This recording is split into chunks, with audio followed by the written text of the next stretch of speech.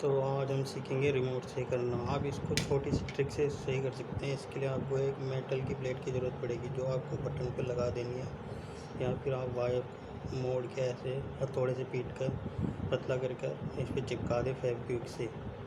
और ये प्लेट पतली होनी चाहिए, पहले से इस पर टच नहीं करनी चाहिए, जब बटन दबाएं तभी टच होनी चाहिए। तो इसको फेविक्विक से हम चिपका देंगे और इसको अच्छे से कॉलिन से साफ़ कर लेंगे।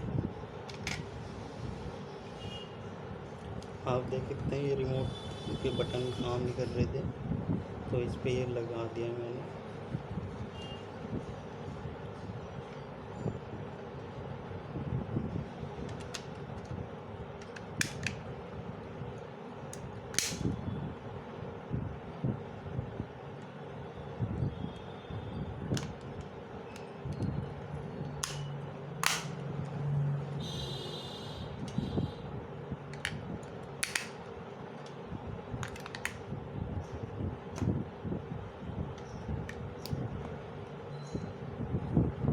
देख सकते हैं सारे बटन काम कर रहे हैं।